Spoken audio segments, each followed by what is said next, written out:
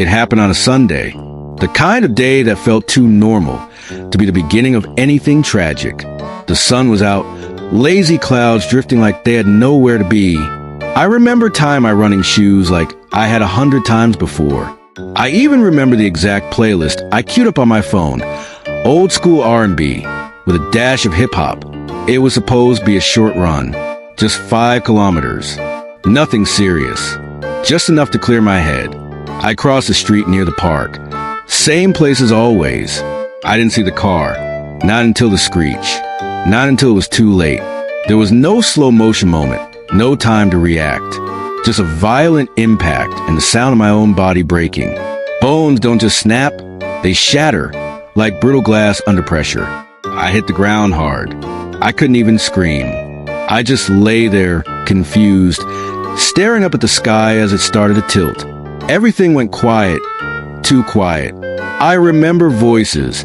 Someone shouted my name. Someone else dialing for help. A woman crying. I couldn't move. Couldn't feel my legs. My arms worked, sort of, but below the waist? Nothing. Panic set in like a cold flood. When the ambulance came, I thought they'd fix it. That's what doctors do, right? Fix things. You get hurt, you heal. That's how it works. Or so I thought. The ride was a blur. Sirens. Lights. Pain blooming in places I couldn't name. I was drifting in and out. Sometimes it felt like sleep, sometimes like drowning. Then came the hospital. Bright lights, sterile smells, clipped voices that didn't seem real. Hold on. We need x-rays now. BP dropping. Spinal damage suspected. That word, spinal, should have registered as a warning. But I was too far gone. All I wanted was for the pain to stop. I slipped under, lulled by the beeping machines and the cold hands trying to save me. When I woke up, I couldn't feel anything. The ceiling tiles became my sky. I stared at them for hours, maybe days. Everything blurred together in that white, sterile room. The kind of place where time doesn't pass. It just floats. Machines beat beside me. Tubes ran into my arms. My body felt heavy and hollow at the same time. The first time I really woke up, a nurse smiled at me like she'd been waiting. "Hey there," she said gently. "You're awake." I tried to speak, but my throat was raw. All that came out was a whisper. "What happened?" Her eyes flickered for just a second before the smile returned. "The doctors will explain soon. You're in good hands." Good hands. I wasn't sure what that meant anymore. Eventually, a team of them came in. White coats, serious faces. Tots and Hunt. One stood closer than the others. He had kind eyes, and I hated that, because kind eyes meant bad news. He looked me straight in the face and spoke in a calm, steady voice, like he was trying not to scare me. But his words were ice. "You suffered a severe spinal cord injury. There's significant damage." I blinked. "So, how long before I walk again?" There was a pause. A long one. Long enough for my heart to beat 3 times before he answered. "We don't expect you to regain movement in your lower body." Just like that. Like he was telling me I had a cold. Like he didn't just sentence me to a different life. "No," I said. "That can't be right. I'm strong. I ran marathons. I hiked Mount Elgon last year." He nodded like he'd heard it before. "I understand. But right now, you're paralyzed from the waist down. The damage is extensive." My mouth went dry. My thoughts scattered. He kept talking about surgery, therapy, options, long-term care. But I wasn't listening anymore.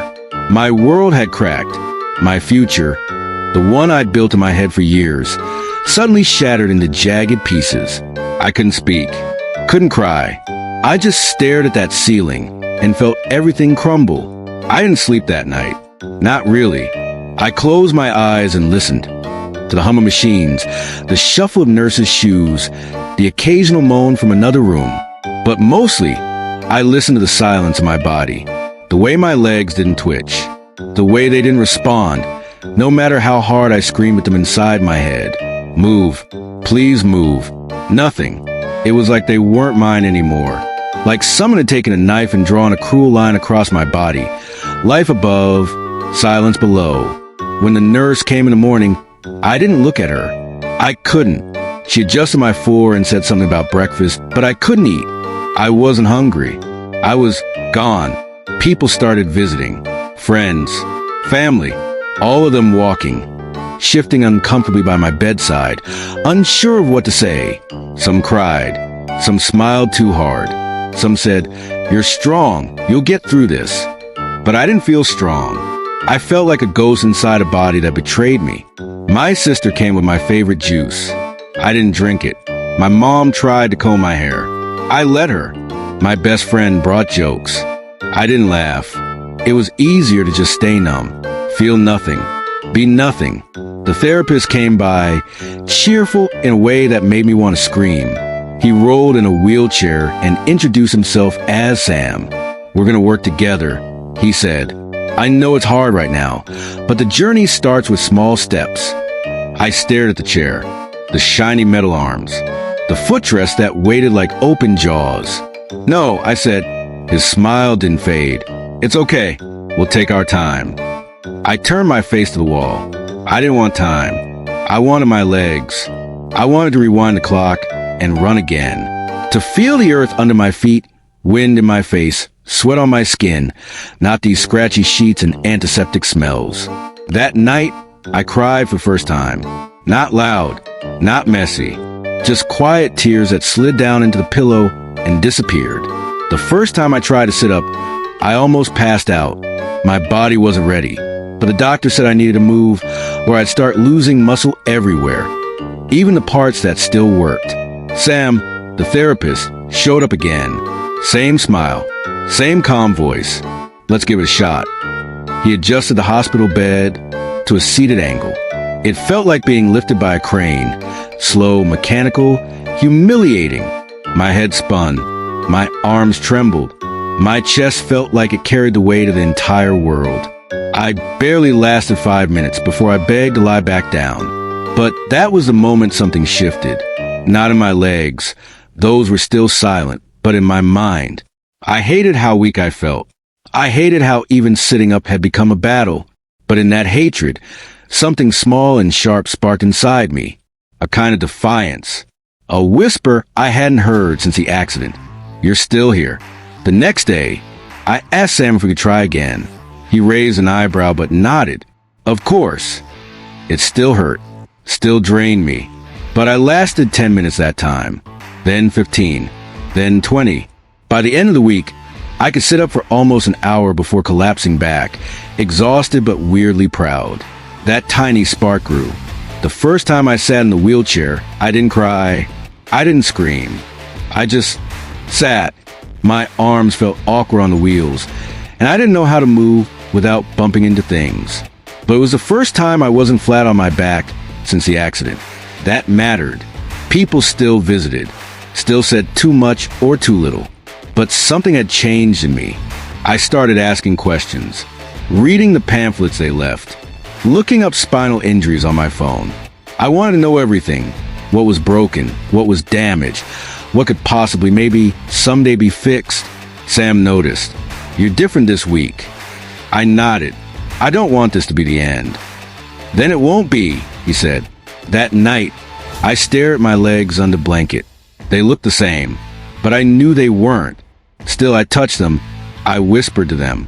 "You and me, we're not done yet." Lying in bed became less about pain and more about memory. The hospital walls were thin, but my mind was even thinner. Every beep, every creak of a food tray, every sigh from the hallway reminded me of something from before. It was like my brain refused to live in the present, dragging me backward to the life I'd left behind. The races, the hikes, the laughs with friends after long jogs when our legs burned and our shirts stuck to our backs. I remembered late-night runs through quiet neighborhoods, music blasting through my earbuds, heart pounding with joy, not fear. I remembered dancing at weddings, racing kids in the park just to show them adults could still keep up. I remembered waking up sore and smiling, because it meant I'd pushed myself the day before. Now I woke up sore and angry. One morning, my mom brought me an old photo album. She placed it on the tray in front of me like she was offering a cure. "Thought you might want to see these," she said. I flipped through the pages, slowly. There I was, grinning with mud on my face after a trail run. There I was, arms raised at the finish line of my first half marathon. There I was, hiking boots on, standing at the top of a cliff, the world spread out beneath me like a painting. I stared at those pictures for a long time, not because I missed a person in them, but because I didn't recognize them anymore. How do you grieve someone who's still alive? I wasn't dead, but it felt like I'd lost something so big, so central to who I was, that everything else felt empty. I wasn't sure who I was without movement, without goals, without freedom. That night, I dreamed I was running again. It felt real. My arms swung. My knees lifted. The wind kissed my face. I was fast and free and full of fire. Then I woke up, still in that bed, still in that chair, still broken. But this time, instead of sinking into the sadness, I held on to that dream. I kept it with me like a secret, a blueprint, a possibility. Because if I could run in my sleep, maybe, just maybe, I could run again one day for real. Progress didn't feel like progress at first. It felt like failure wrapped in effort. Every day brought small exercises that looked easy but felt impossible. I practiced shifting in bed. I worked on sitting balance. I stretched my arms until they burned. The nurses clapped when I could lift myself from the bed to the chair using a transfer board. I didn't clap. I gritted my teeth. But somewhere between the pain and the sweat, something started to grow. Not in my legs. They were still unresponsive, but in my will. Sam noticed at first. "You're not just showing up anymore," he said one afternoon as we practiced resistance band pulls. "You're fighting. I don't want to need help forever." I said, "That's not a bad thing, but you should know it's okay to need help." I didn't reply. I just pulled harder. Weeks passed, then months. Hospital life became routine. Mornings started with stretches, afternoons with physical therapy. Evenings were quiet, sometimes too quiet. But the fire inside me grew louder, hotter. I started setting goals. Touch my toes. Sit up unassisted for an hour. Transfer to the wheelchair in under 5 minutes. Each one felt ridiculous at first, until I did it. And every little win stoked the spark into something stronger. Then one day, while doing therapy, Sam asked me to try something new.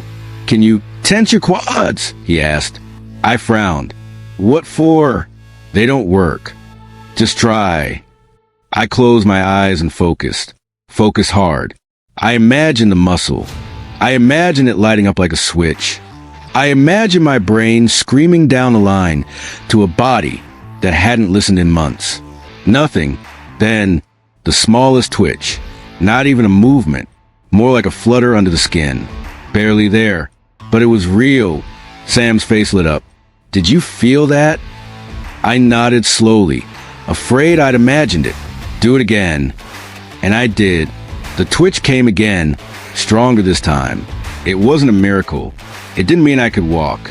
But it was something, a sign that maybe not everything was lost. Hope, it turns out, doesn't come in shouts. Sometimes it arrives in whispers, in the smallest flicker of muscle, in the shift from never to maybe. I went to bed that night, smiling for the first time in a long time, because I didn't just believe I could get better. I knew it. The day I felt my leg twitch was the day everything changed. It didn't fix anything overnight. I still needed help getting dressed. I still couldn't stand.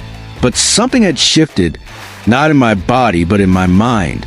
I started to believe in the impossible. "I think I want to walk again," I told Sam the next morning. He raised an eyebrow. "You think?" I smiled. "No, I will." From that moment, everything I did had purpose.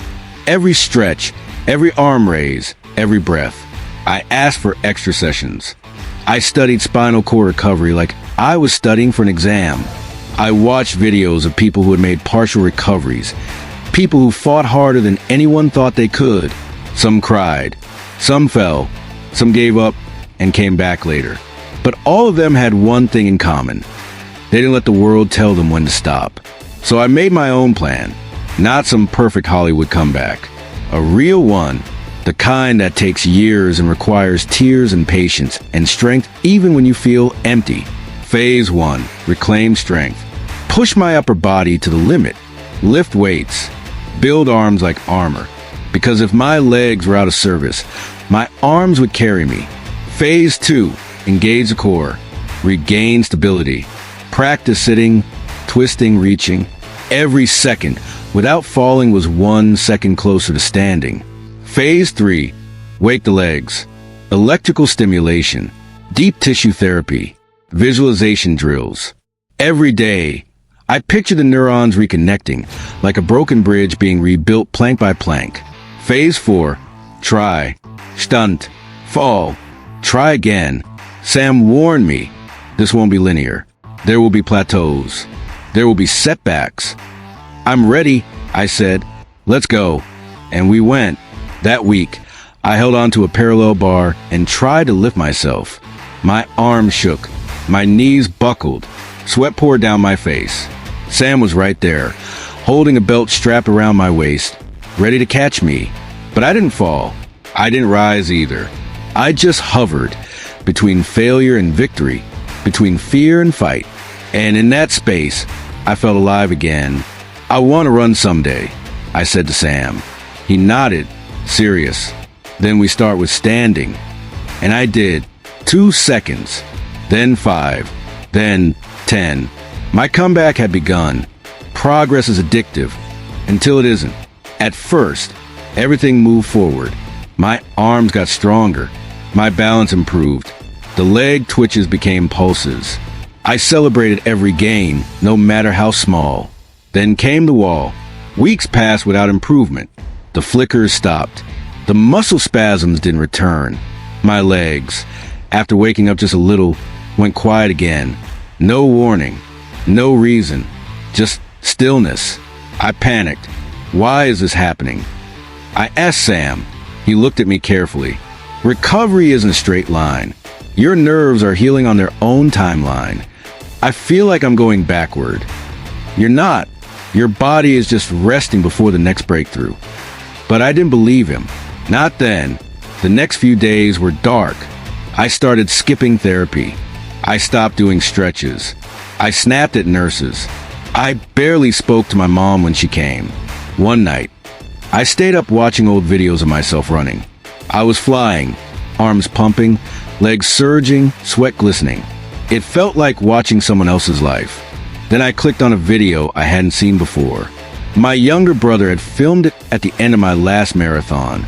I was limping across the line, crying, in pain, and still running. I don't quit, I'd said through tears. It hit me like a punch. I'd been down before. I'd pushed through pain before. Why should this be different? The next morning, I rolled into the therapy room again. Sam just smiled when he saw me. I thought you were done, he said.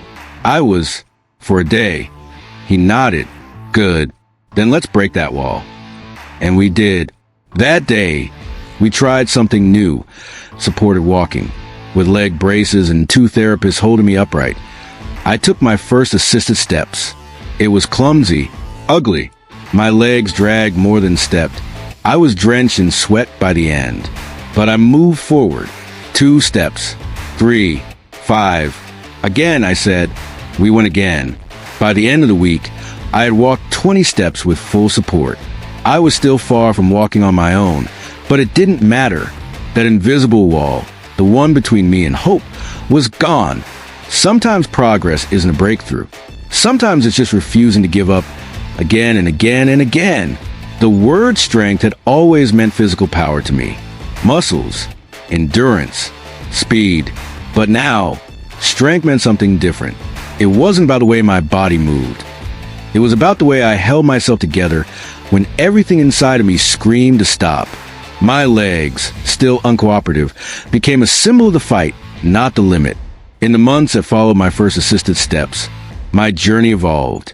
I had my ups and downs. Some days, the therapist pushed me harder than I thought I could go. Some days, I wanted to quit before we even started. But the new strength I was building wasn't physical. It was mental, emotional. It was a quiet resolve to keep going, even when the world told me I couldn't.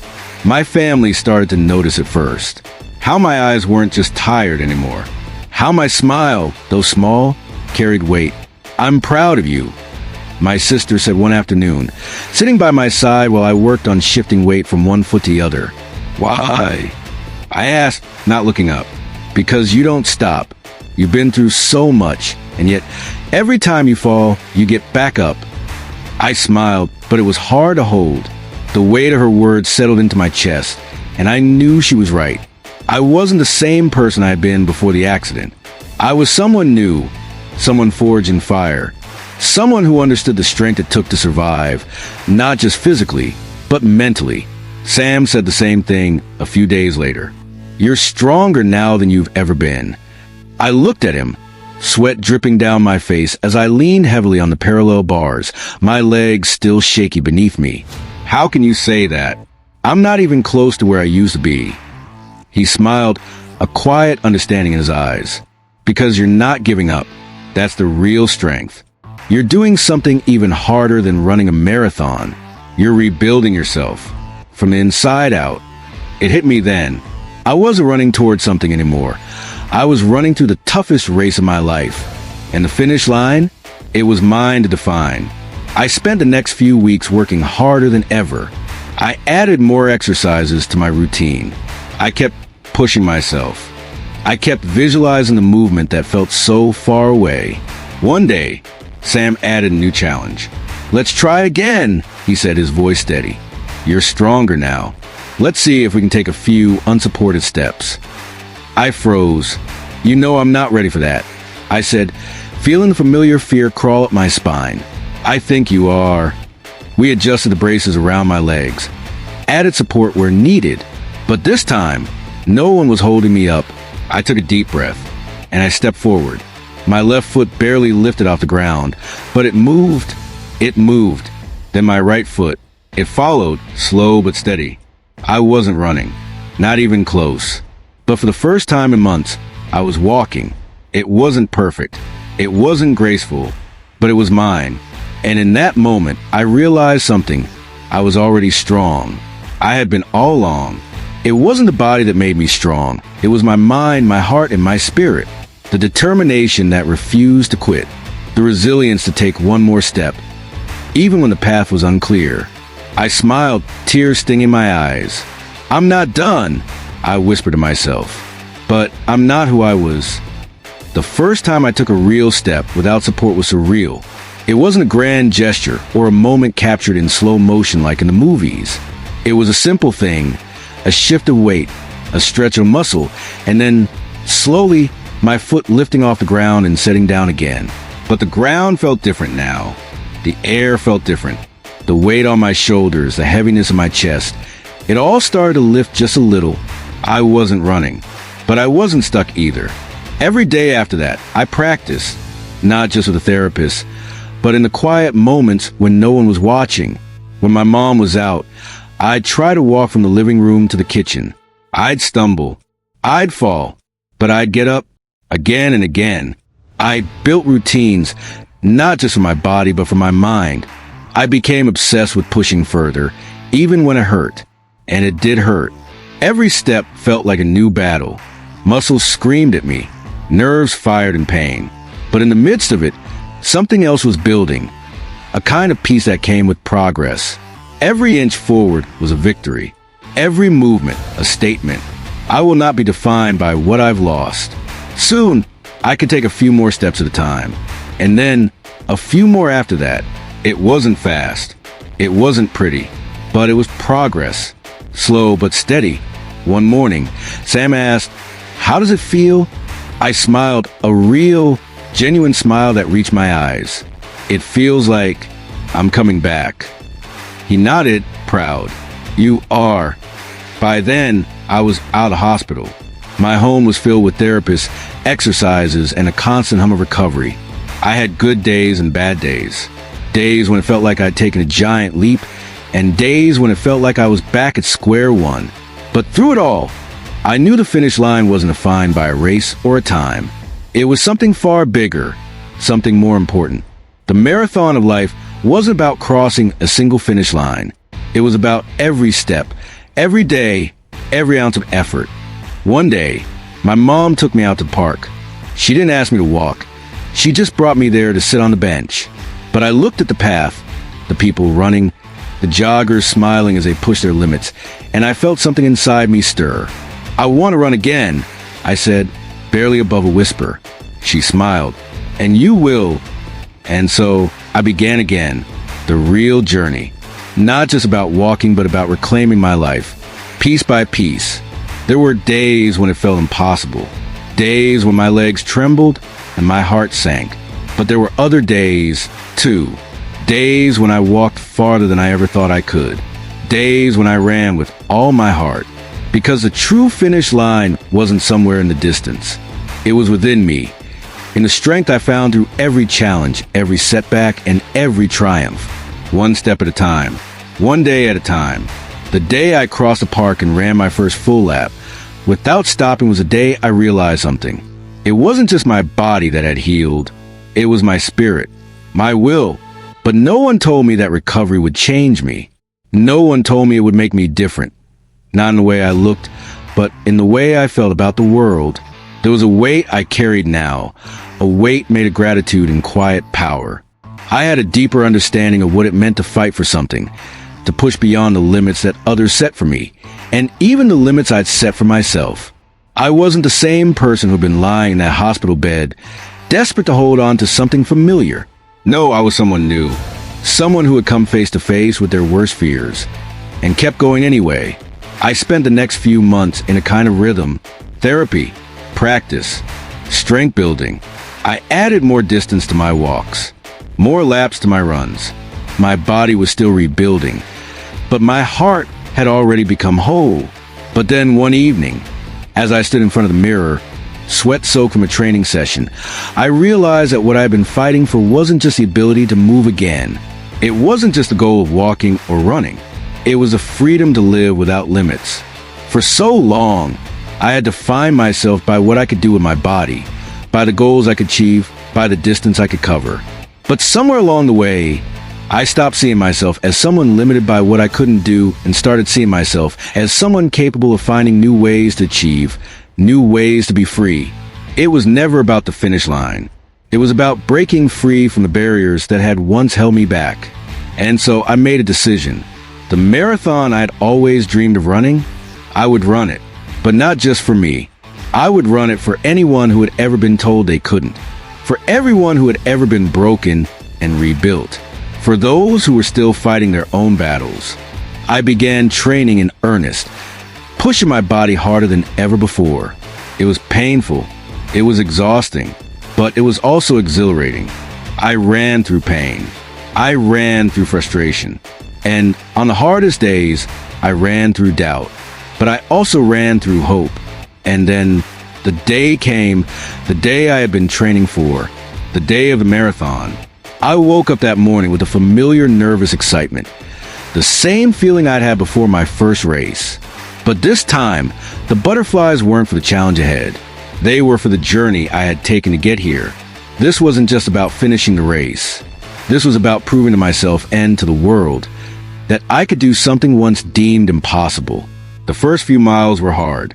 My legs, though stronger than ever, still felt foreign beneath me. But as I ran, I remembered why I was here. I remembered every step it had taken to get to this point. And then something unexpected happened. The pain didn't feel like pain anymore. It felt like power. I pushed forward with every ounce of my strength, my heart pounding in rhythm with my feet. The finish line was still a long way off, but with every step, I knew I was closer, not just to crossing it, but to proving that I could live life without limits. And when I finally saw the finish line in the distance, I smiled, not because I was near the end, but because I had already won. I had already crossed 1,000 finish lines. One for every day I had fought to be here. One for every step I had taken to break free. I crossed that line, exhausted, relieved, but also free. And as I stood there, surrounded by cheers and celebration, I understood something profound. The marathon wasn't the finish line. It was the journey to break free. The medal hung around my neck, heavy and warm against my chest, but it wasn't a symbol of my victory. It was a reminder that life doesn't stop after the finish line. It continues, and it's up to us to decide how we live it. The next few days were a blur of press interviews, congratulatory messages, and the thrill of accomplishing something I had once thought was impossible. But in the quiet moments, when everything settled, I realized that the real journey had just begun. I wasn't the person I had been before my accident. I wasn't the same person who thought that walking again was the end game. No, I had transcended that, evolved into someone who didn't just run for personal triumph. I ran for those who were still trapped in their struggles, the ones who had not yet seen what was possible, who were still searching for the strength to take that first step. The truth I had learned was that there is no such thing as a finish line in life, only steps, journeys, and the moments where we find the courage to rise again. I started volunteering with organizations that supported people recovering from paralysis, sharing my story, not as a triumph, but as a testament to perseverance. The way my life had changed, how I'd learned to live beyond the boundaries that were once set for me.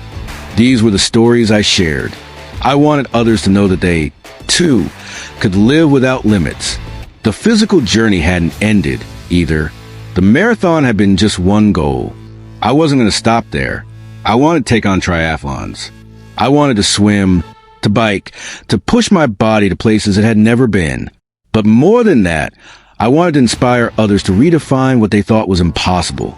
I remember the day I first woke up in a hospital, the numbness that filled my body and the doctor's words, "You'll never walk again." It felt like a lifetime ago. And yet, it was only the beginning. Living without boundaries didn't mean living without challenges. It didn't mean an easy road, free from struggle. It meant embracing the hurdles, the pain, the moments of doubt, and choosing to move forward anyway. That was freedom. It wasn't in the absence of hardship, but in the refusal to let hardship define you. Every day became an opportunity to push past my old self, to test the limits of my body and mind. Some days I fell. Some days I wanted to give up. But each time I got back up, because the real victory was never in being perfect. It was in being relentless. I was living proof that the human spirit could not be confined by what seemed impossible. And it wasn't just about physical recovery. It was about reclaiming your life, your purpose, your sense of who you are. And as I stood on the starting line of the next challenge, whatever it would be, I knew this truth more than ever. The finish line is never the end. It's the beginning of the next journey. The world outside had always felt like a place I could conquer. Before the accident, I believed I was invincible. But in the years since, I had come to understand something far deeper. True strength isn't in the ability to do anything, but in the ability to adapt and persevere through everything. I had learned to run again. I had learned to live again. And now, the world seemed full of new opportunities waiting to be explored. But as I stood on the edge of the life I had rebuilt, I realized I wasn't just chasing physical goals anymore. I was chasing something much greater. I began to see life as a constant unfolding, not a series of finish lines. Every day was a new beginning, a new chance to redefine who I was and what I could do. I'd been approached by several groups who wanted me to share my story. I was invited to speak at conferences, share my journey with others who were struggling, to remind them that no matter how dark things seemed, there was always a way forward. But it wasn't enough just to tell the story. I needed to live it. I needed to keep pushing the boundaries. The thought of taking on new challenges excited me. I started to plan my next race, but I didn't want to stop there. I set my sights on something bigger, something that would require me to tap into every bit of strength, resilience, and creativity I had. I had already run marathons. Now, I wanted to take on something even harder, a triathlon. I had never swum competitively before. I had never biked long distances. But these new challenges weren't about proving something to others. They were about proving it to myself, that no matter the obstacles, no matter the fears, I could overcome them. Training for a triathlon was unlike anything I had ever done. The sheer endurance required to swim, bike, and run back-to-back was mind-boggling. But there was something about it that felt right. It was as if each stroke in the water, each pedal on the bike, each step on the ground, was a reminder that I could keep going. One day, while I was in the pool, struggling through laps and trying to focus on my technique, I thought back to the first time I had struggled to move my legs after the accident. how everything had felt impossible. Yet here I was, swimming, training, building strength in a way I never thought I could. And it wasn't just about pushing my physical limits. It was about pushing my mind to be just as strong. Triathlons were as much about mental endurance as physical. The moment you decided to quit, you were already defeated. The key was to never stop fighting, even when your body begged you to. I began to share my progress with others through social media, at talks, and in the community groups I had become involved with. I wanted to show them that no matter how broken you felt, there was always a path forward. It might take time. It might be messy, but it was possible. One afternoon, I got an email that changed everything. A major charity organization reached out, asking if I would be the spokesperson for their campaign. They were focused on helping individuals with physical disabilities live fuller, more active lives. The opportunity took me by surprise. But then, it felt like the next step in my journey. I could share my story in a bigger way. I could inspire more people. This wasn't just about me anymore. It was about showing others that they could break free from their limitations, too. And so I said yes. The campaign launched a few months later, and it felt like the entire world was watching. My story, my struggles and triumphs, became the focal point of the campaign. It wasn't just about running a marathon anymore. It was about empowering others to embrace their own strength, no matter where they started. The triathlon was coming up. I had already trained for months, and though I still had moments of doubt, I knew deep down that I was ready. More than ready. I was determined. On the morning of the race, I stood at the starting line, feeling the familiar butterflies in my stomach. But there was no fear anymore. No worry. This time, I wasn't racing against anyone else. I was racing against myself, against the person I had been, the person who doubted, the person who was told they would never walk again. I dove into the water and swam with all the strength I had built. I cycled like I was flying. And when I hit the running course, I felt the earth beneath my feet in a way I hadn't in years. By the time I crossed the finish line, I had nothing left, but the joy and pride that surged through me were worth every drop of sweat, every ounce of energy. I had done it. I had surpassed every limit I once thought impossible. As I stood there, catching my breath, I realized this wasn't just about crossing a finish line. It was about breaking free from the boundaries I had once let define me. And with that, I understood that the real race in life isn't against time or against others. It's about the race against the limitations we place on ourselves. And when we finally let go of those, we discover that the possibilities are endless. Crossing the triathlon finish line was more than just a personal achievement. It was a reminder of how far I had come. But it wasn't just about me anymore. It was about the people I had inspired, the ones I had met along the way, and the ones who, like me, were still struggling to believe in themselves. The triathlon wasn't the end.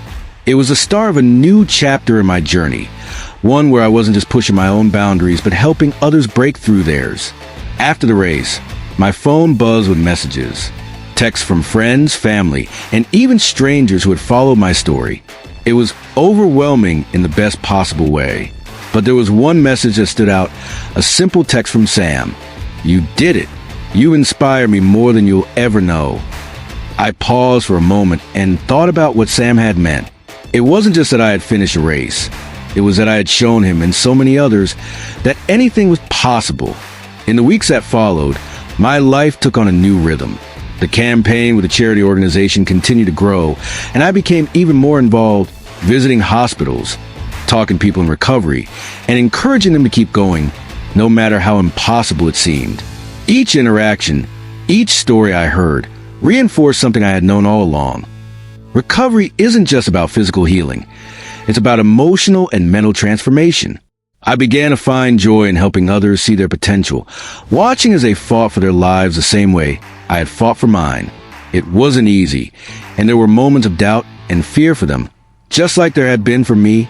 But every time I saw someone take that first step, every time someone made progress, I felt an overwhelming sense of pride, not just for them, but for myself too, for being able to be a part of their journey. The feeling of helping others, of giving them the same hope I had found, was something I had never experienced before. It became my new purpose. And then one afternoon, I found myself sitting in a quiet cafe, reflecting on everything that had changed. The race, the campaign, the people I had met, the goals I had set and achieved. But as I look back, I also realized something even more important. I had learned to love the process. It wasn't just about the finish lines, the medals, or the triumphs. It was about the small victories, the steps forward, the moments of doubt, and how I had learned to push through them. Life wasn't about waiting for the next race. It was about embracing the journey every single day. That evening, as I walked back to my apartment, I felt a deep sense of peace. The weight that had once anchored me, the fear of what I couldn't do, had disappeared. In its place was something far more valuable: freedom. Freedom to live without boundaries. Freedom to dream without limits. Freedom to be who I was, without apology, without hesitation. In the quiet of that evening, I thought about the future. There were still races to run, still mountains to climb. But now, I was no longer afraid of what lay ahead. I knew I had the strength to face it. Whatever it was, the gift of new beginnings wasn't just in what I had accomplished. It was in the freedom to choose what came next. And in that freedom, I realized something I hadn't fully understood until then. I am the author of my own story. As the months passed, the world around me continued to change. The race was over, but the journey wasn't. It never was. Every moment, every decision, every breath became a new opportunity to live the life I had fought so hard to reclaim. And in this new chapter, I realized that it wasn't enough just to live for myself anymore. I wanted to leave behind something more, something lasting. It wasn't just about achieving my goals. It was about inspiring others to do the same. My journey had been long, painful, and uncertain, but it had also been filled with breakthroughs. These breakthroughs weren't just about physical recovery. They were about mental and emotional resilience, about the courage to continue even when the world seemed to tell me no. I spent more time with the charity organizations that I had partnered with. Their mission became mine. It was no longer about being a spokesperson or having my name attached to something. It was about genuinely making a difference. I visited rehabilitation centers, spoke with patients, and listened to their stories. I saw the same fear in their eyes that I had once had. The fear of being trapped by the body's limitations. The fear of never returning to a normal life. But I also saw something else. I saw hope.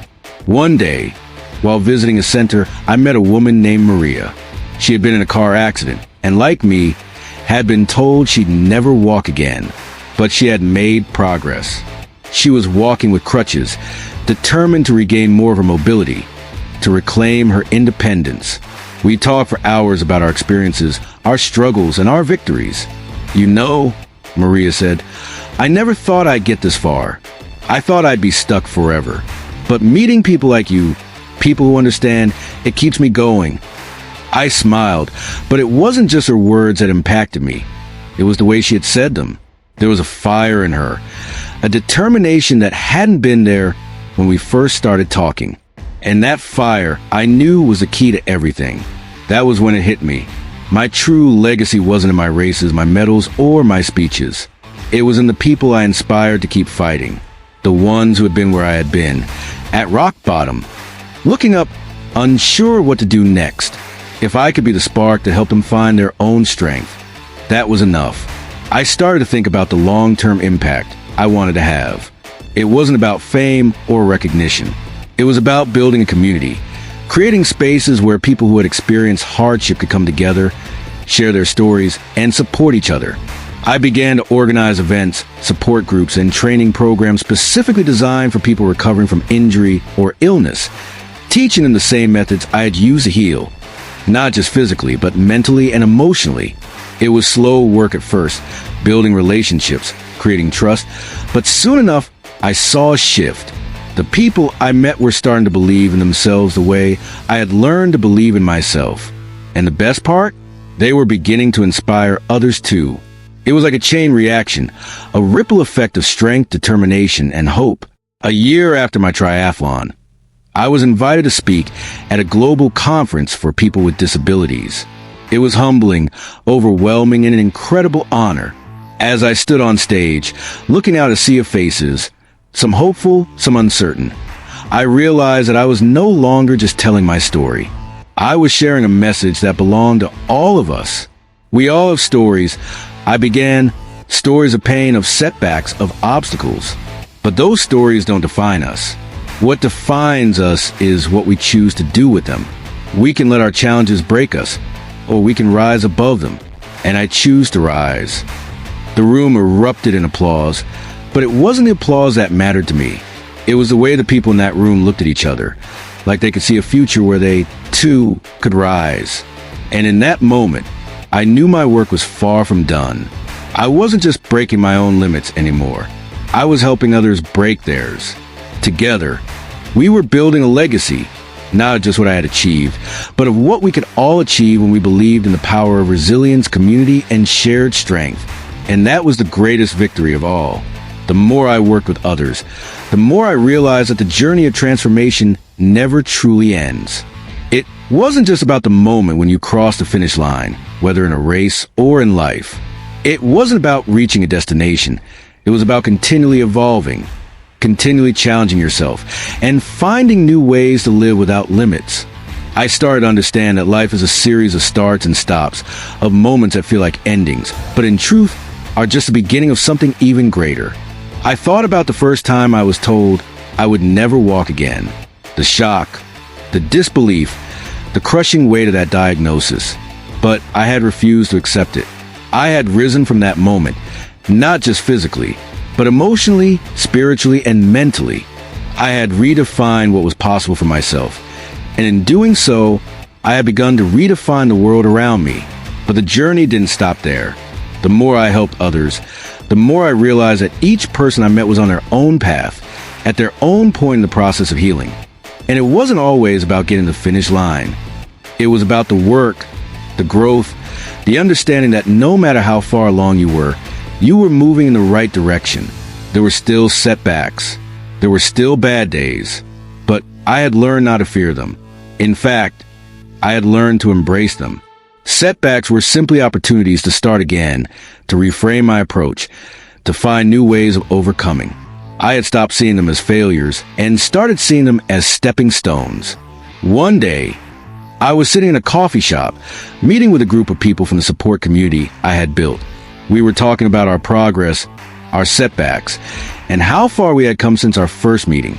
There was an energy in the room, a shared sense of understanding that each of us was on a different journey, but that we were all traveling together.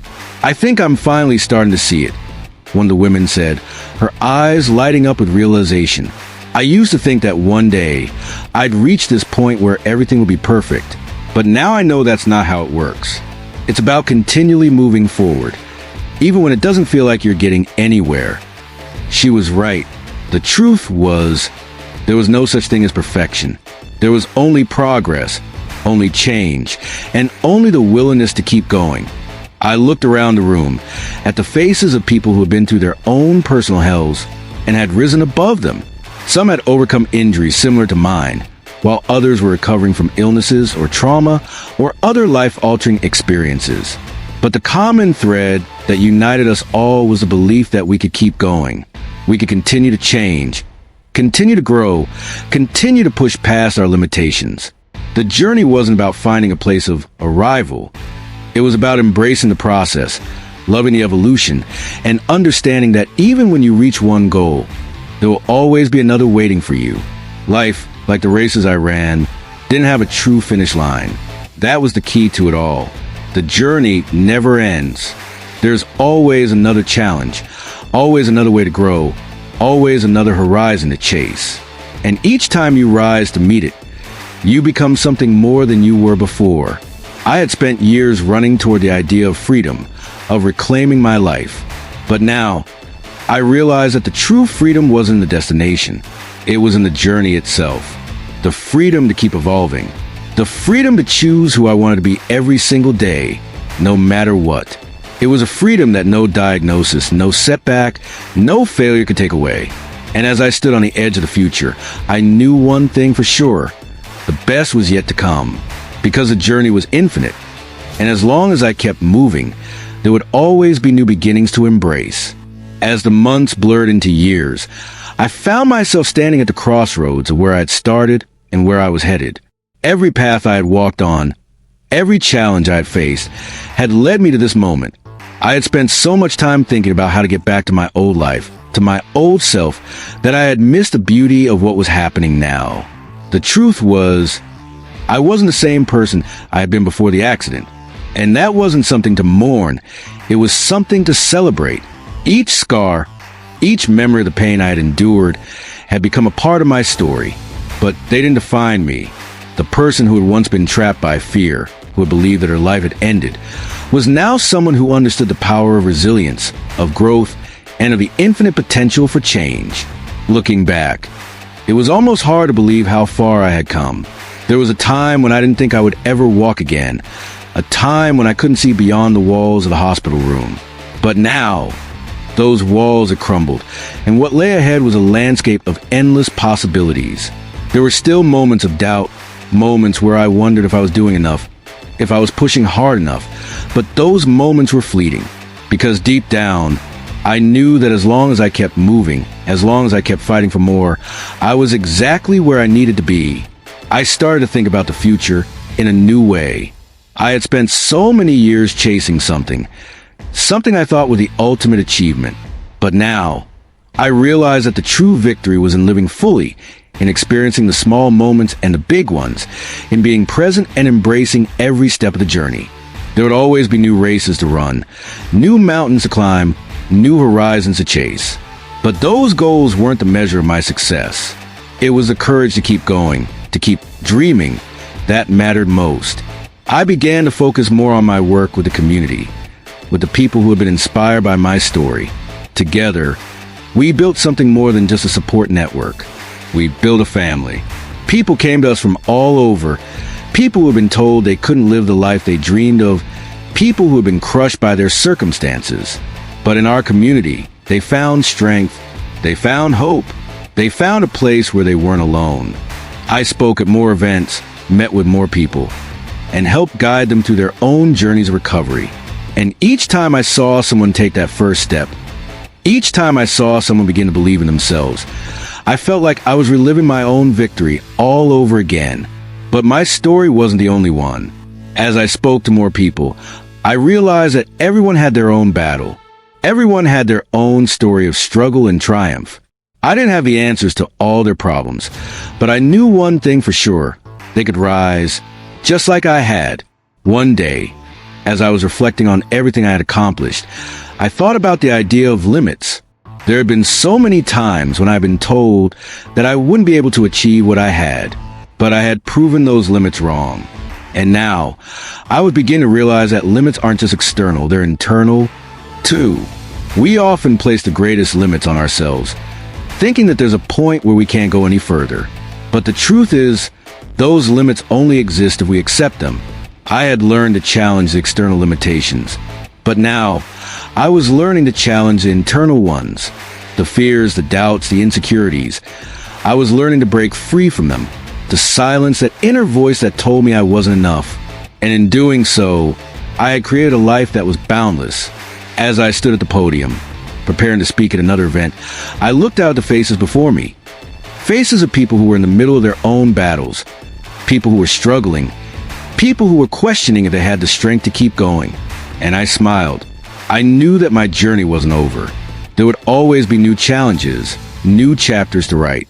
But what I had learned along the way was that the journey itself, the struggle, the growth, the victories, and the setbacks, was where the true power lay.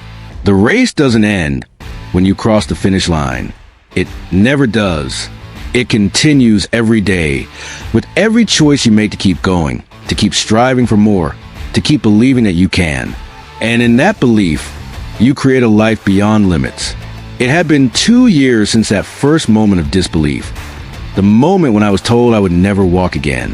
It felt like a lifetime ago, but when I reflected on the path I had taken, the lessons I had learned and the battles I had fought, it was clear that the journey wasn't just about my physical recovery.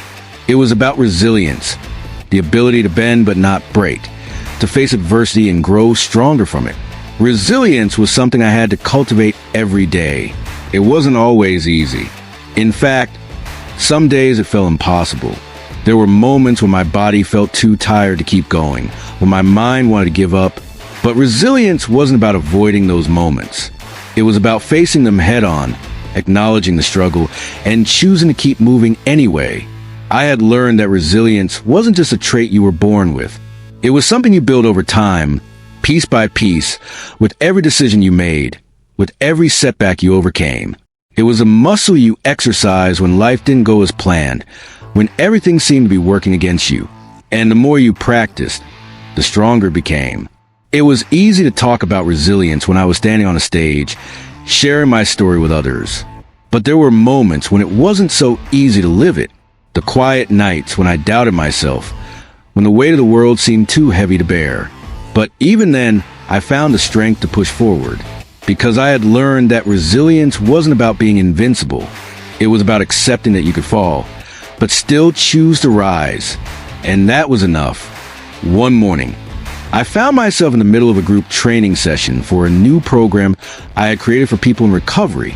We were talking about the mental aspects of healing, about how to push through the fear, the doubt, the self-imposed limits. A young man in the group, Adam, raised his hand.